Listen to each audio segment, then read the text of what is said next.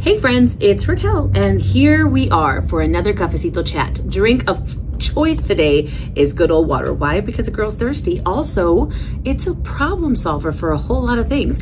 If you're hungry, you may just need some water. If you have a headache, you're probably dehydrated. If you think you drink enough water, you probably don't, and you need some more. So, water for the win today. All right, so I have been all over the place learning and developing personally and professionally, and I'm so excited to bring some of those wonderful lessons back to you. And that's what we're going to talk about today, how sometimes we rush into sharing things that we haven't experienced yet. So that being said, let's talk. All right, so I'm a planner. If you know me in real life, you know that I love me a good planner. I'll just show you a couple of them. I have a planner here. I have a planner here that I like to, write my own notes in and date myself. Then I have a little planner in case I want to throw this in my purse. But I'm telling you, sometimes I can have 4, 5, or 6, or 7 or more. And that's not counting the digital planners that I have on my iPad or on my laptop. But what really, really works for me is a planner that I will use. And I buy a whole lot of planners because they're pretty and I think that they're going to make me more efficient. And I think that I'm going to be more organized if I can just get the right planner. The reality is that if I start to do the work and actually plan in a planner, then my life gets a little more organized. Then I can stay on task and do the things that I need to do on a daily basis. And this is, these are simple lessons that you and I both know. However, a lot of times it's one thing to know it. It's a whole nother thing to implement it or to follow it. And so I love me a planner that I can just kind of live in, just be in there for a little while and see if it works for me, see if the system helps me become more organized, because ultimately that's the goal, is to become more organized, right? I mean, that's why we plan. That's why we have a planner, something to keep us on track. Well, a lot of times in entrepreneurship, and I had a conversation with someone the other day and they told me just as much. They said, because I just don't like to ask for help. And I was like, wow, that's a bold statement. You don't like to ask for help, but you're in a position where you need help. Why wouldn't you ask? And if we learn in business that asking for help is going to be so key and essential to our success, then we would do it a lot sooner. You can't possibly live long enough to make all your own mistakes, and you are not possibly smart enough to know the answer to absolutely everything. Now, we might think that our AI helpers, and as we call one of the chats here in our office, Employee of the Month, the truth of the matter is it's generic information. It's information that's out there in the World Wide Web, and it's gathering sometimes the most generic information, or sometimes it's hallucinating and giving you just what it thinks that you want to hear. And I know that that's controversial, but either way, just trying to make that point. A lot of times we think that we have to outsource the knowledge, and if I can just get a little more information, if I can just get, in my case, that right planner, then it'll fix my entire life. And the truth is that only you can do that for you. Now, as my coaching client, that talked to me the day that this came up, they said, I really just, I don't like to ask for help. So I just try to figure it out on my own. And a lot of times when you just try to figure it out on your own, the truth of the matter is you won't get very far.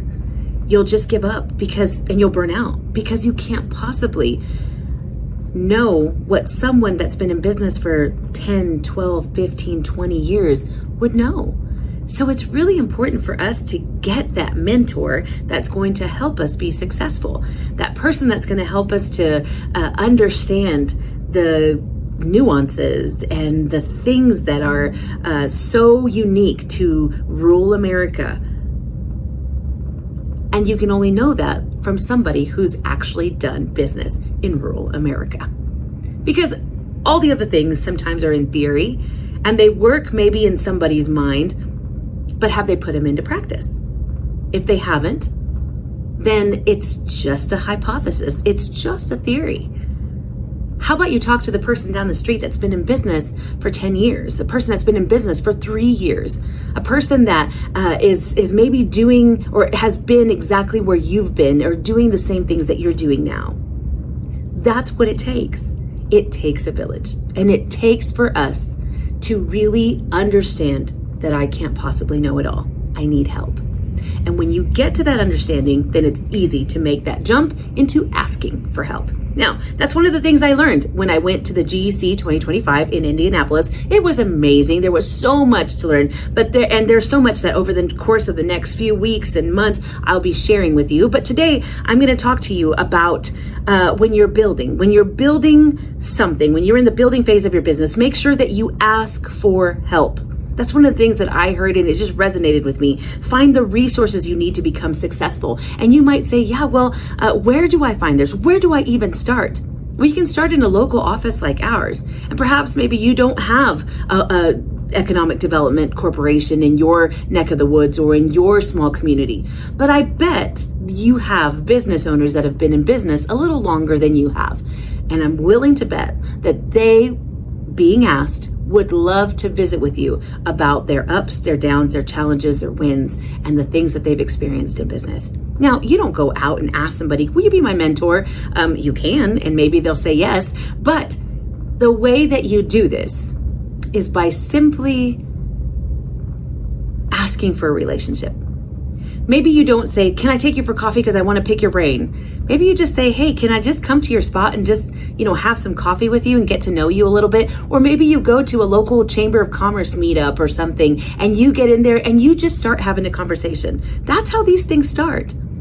A lot of times we think that going to these big networking events that we're just going to make the right connections and that's why we're there. You know what you miss out on? You miss out on relationships. You miss out on getting to know people.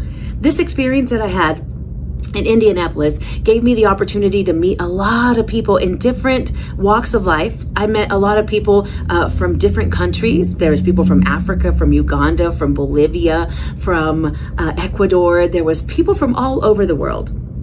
And one of the things that we had in common was simply that we were at the same place with the same mindset. I want to get to know the person that's next to me.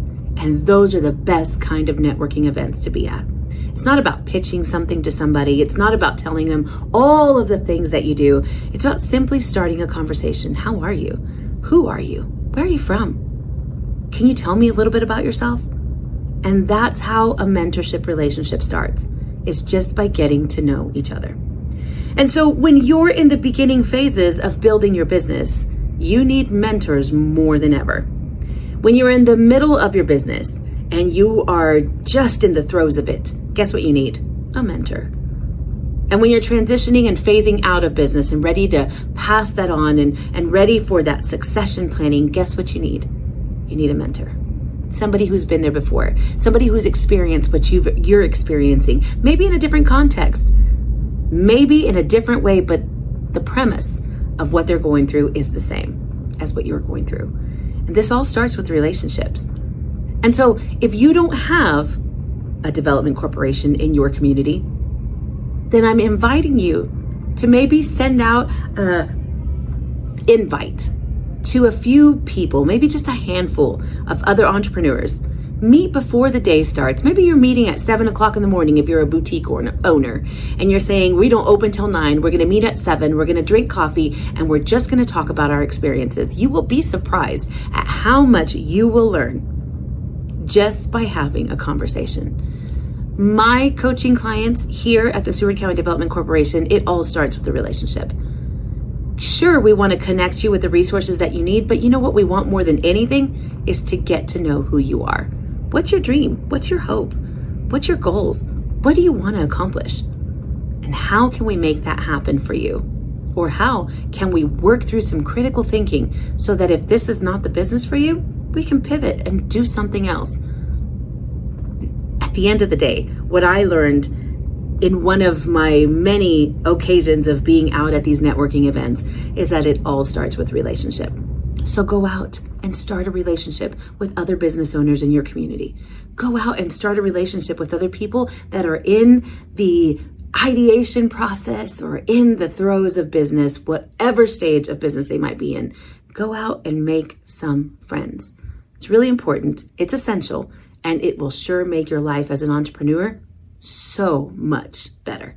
Thank you for joining me. I'm your host and I'm your friend Raquel, and this is a Cafecito Chat that I just wanted to get on here and share with you some of the many wonderful lessons that I'm learning in my position, in my place of business, and in my own personal life. Until next time, we'll talk soon.